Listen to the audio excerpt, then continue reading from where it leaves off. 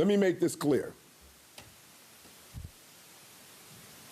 Federal agents, ICE, HSI, are officers. They are agents of law enforcement. If you ram any vehicle, especially that one that contains law enforcement agents, and that's any law enforcement, local, state, federal, county, and you do this intentionally, this is considered deadly force. Deadly force is anything that can cause great bodily harm or death. And they can use deadly force in response to stop you. All right, folks. The reason I started this video off with that clip from Chicago Police Superintendent is because I posted a video yesterday of an individual from TikTok claiming that ICE agents are not law enforcement. And it's clearly right there from what the CP, the Chicago Police Superintendent, said, that they are law enforcement. So this individual that claims, and she was very confident in what she was saying, that they're not law enforcement, and, you know, Renee Good had every right to drive away. And as that superintendent explained, when you drive your vehicle towards either a law enforcement vehicle or a law enforcement individual. Now, he doesn't say law enforcement individual. He says ramming a law enforcement vehicle. Either way, it's the same thing. You're using deadly force, and they have the right to use deadly force against you. Now, I want to cover something that I haven't seen anybody speak to, all right? And that is what is known in law enforcement training, which is use of force decision making.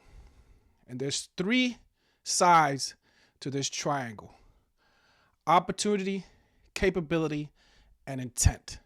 And I want to go over each one as it states on here, and I'm going to read each one so you guys have a better understanding of what opportunity, capability, and intent mean when it comes to law enforcement. Now, all three have to be met, and the Supreme Court already agreed that all three of these things have to be met before a police officer can justifiably use deadly force.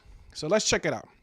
Law enforcement training and use of force decision making, particularly regarding deadly force, opportunity, capability, sometimes called ability or present ability, and intent, form a key analytical framework often referred to as the AOI triage: ability, opportunity, intent, or similar deadly force triangle. Now, when I went to law enforcement school, all right, because I was in the military and I was an MP in the Navy, we all go to the same academies. They teach us all the same thing, whether you're a local police officer, state trooper, federal. They all teach the same thing. So all this applies to all law enforcement individuals. All right. So I can speak to this because I've been through that training. All three elements generally must be present or reasonably received to be present for deadly force to be justified in most U.S. jurisdictions, though exact wording varies by agency, policy, state law, and training programs. All right. So to break it down, let's break down the three elements. All right. Capability. The subject must have the means to cause death or serious bodily injury. Did Renee Good have the means to cause death or serious bodily injury? Yes, because as you can see in the first bullet, this includes physical strength, weapons, firearm, knife. Oh, look, vehicle used as a weapon. So she had the capability. I'm not even going to read the second bullet. You can read it yourself. Opportunity. The subject must be in possession to effectively act on that capability against the officer or another person right now or in the immediate future. Proximity. Opportunity. She was inside the vehicle. She was in the driver's seat. She put the vehicle in reverse, and then she put it in drive and drove towards the law enforcement individual. So there you go. This often relates to proximity, line of sight, barriers, distance, cover, concealment, and time. So let's think of that. Let's look at it. We've met 2 out of the 3 sides of the triangle. All right, folks, let's look at the next one. Intent. Sometimes called apparent intent or jeopardy. The subject must demonstrate through actions, words, behavior, or circumstances a reasonable perception of imminent willingness to cause death or serious bodily harm. So what did she demonstrate with her intent? She put the car in reverse, and then she put the car in drive and started driving forward towards the law enforcement individual. There you go. Opportunity, capability, and intent. All right. I'll give you examples of each one. How they work together. Many police training programs and department policies use phrasing like this. Deadly force is justified only when the subject has the capability, opportunity, and intent or apparent intent to cause death or great bodily harm. No lesser means are available to safely control the threat. All right. So once again, going off of this, which is what's taught to law enforcement officers throughout the country, opportunity, capability, intent. Renee Good had all 3 and met all 3, and that officer that was in her line of sight felt he was being threatened by deadly force, meaning a vehicle coming at him, being driven by Renee Good. And I say all that for now to look at this partisan hack, Abby Phillip, once again, and her group of partisan hack panel individuals, except, of course, Scott Jennings, and I think maybe one other person, and how she's talking about how do you know the intent? And she's asking Scott Jennings, and I wish Scott Jennings would have broke this down the way I just broke it down, because it's clear that all 3 of the deadly force triangle were met by Renee Good. And, you know, like I said, I wish Scott would have just said, let's go down each side of the triangle. Opportunity, capability, intent. So let's take a look at the video. And then as it goes on, I want to react to it. So let's check it out. Question. Same with people on I'm not a Democrat. It's simply not. Do you really think that her intention in that moment was to run that officer over? I mean, I think her intention was to move the car forward with a law enforcement officer standing in front of it. Do you think that she meant to try to kill him? I mean, I don't know, Abby, and I wouldn't have any way of knowing. Don't you think that is extremely important? All I know is that. But I mean, Scott, don't you think that is extremely important as we try to?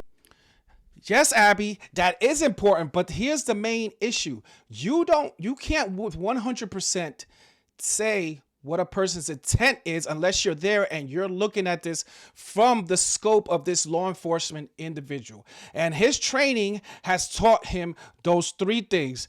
Opportunity, it was there. Capability, she has a vehicle. And intent, her driving forward towards him is her intent. That is demonstrating to him that she has intent to drive him over. But the problem is that this lady is such a bootlegger for the Democrats that every time a daggone Republican or conservative is on her show, she is not a moderator. She is a debater, and I've said this before in other videos that I did, and it just blows my mind how every time she does this but she doesn't do it to her freaking her cohorts, you know, her other people that she knows are going to agree with her, the Democrat liberals that are on the panel. She doesn't do it to them. She doesn't push back on them, but whenever it's a conservative, she's constantly pushing back. It's crazy. It's unbelievable. Understand what was going on here. I think if you're gonna actually no, if you're gonna say she was trying to kill him, you're basically saying she intended to kill him. And I asked you just point blank, and you wouldn't say that. So was she trying to kill him or not? Well, I think if you're behind the wheel of a 4,500-pound automobile and you gun it towards another human. Facts. Now this idiot on the side is gonna say she didn't gun it. She just started moving forward. Doesn't matter, man. She started moving forward at a decent speed, all right? And the law enforcement officer felt threatened by that. So once again, going back to the Chicago police superintendent, what did he say? If you ram with a vehicle, then you're using deadly force, and that individual, that law enforcement officer, has reasonable expectation that you are trying to run him over or kill him. Therefore, he is entitled to use of force. You match the level of violence, right? That's another thing they teach us. You always try to de-escalate, but if your freaking suspect increases his level of escalation, you're not just gonna stay down here. You're gonna go up with your level of escalation also. All right. She didn't gun it. She turned the wheels to the right. Can we just say this? I Can know we just say this? you're trying to. How many people have done this? She hit the guy in the leg. This is not normal behavior of a woman. How many people gun a car at a law enforcement officer? Hold on. Do you think that it is possible that she was trying to escape the interaction? Escape? Why is she trying to escape? I mentioned this in my video yesterday, man. Why are you trying to escape? I'll give you the example that I gave yesterday. If you get pulled over by a police officer for an infraction, and the police officer comes up to you and asks you to get out of the vehicle because he smells alcohol on you and he wants to conduct a sobriety test on you, guess what? If you take off, you're in the wrong. And you just put yourself in a worse situation than if you would have just complied with the law enforcement officer, got out of your car, let him do the sobriety test. You know what I'm saying? So for them to sit here and say, do you think she just was trying to escape? Escape what? You were there obstructing law enforcement. Law enforcement, like I said yesterday in my video, law enforcement has already made the determination that you are obstructing them, all right? Therefore, they made the decision that you're under arrest. And they approached you and asked you to get out of the vehicle. Instead of you getting out of the vehicle, you try to escape, like Abby says, and you hit a law enforcement officer and he took action. Plain and simple, folks, plain and simple. Escape what? Yes. Escape what? Escape the two interaction. armed men coming to her I'm car. speaking English. Do you think it's possible that she was trying to escape the interaction? Escape what interaction? The interaction with What do the you mean officer who escape? was. Was she in danger? Well, two she's armed men surrounded by were three approaching her officers. car, It's telling her very to get simple. out the What part car. I'm confused. What part of escape is not? Well, why don't you answer his question? You asked him, was he trying to escape? He says, escape what? Was she in danger? But you're not answering that question. What danger was she in that she had to escape? You escape like as though she were being pursued. Well, she was very surrounded by she three was- her car she into a was law being- enforcement zone. hold on, she was asked to get out. She was being And surrounded. then she gunned it with a guy by, standing in front. She was being surrounded by law enforcement officers. Yes. Do you think it is possible that she was trying to flee? Yeah, obviously she was trying to flee. I'm gonna cut it off because it goes on. I think it goes on for another freaking minute, man. But this is why CNN sucks. If it wasn't for Scott Jennings, these people probably would have 0 ratings. This guy always puts them in their place. But the way they portray this lady, like she's a victim, she was in so much trouble that she had to escape and flee. Flee what? What are you fleeing? You're fleeing the scene of a crime? Is that what you're fleeing?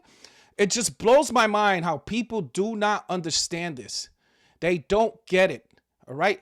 She was already going to be detained.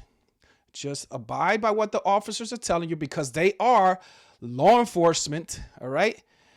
Not according to this lady, they're not, but they are law enforcement, folks, all right? And if they approach you because they already see that you are obstructing and they made the decision to arrest you, just comply.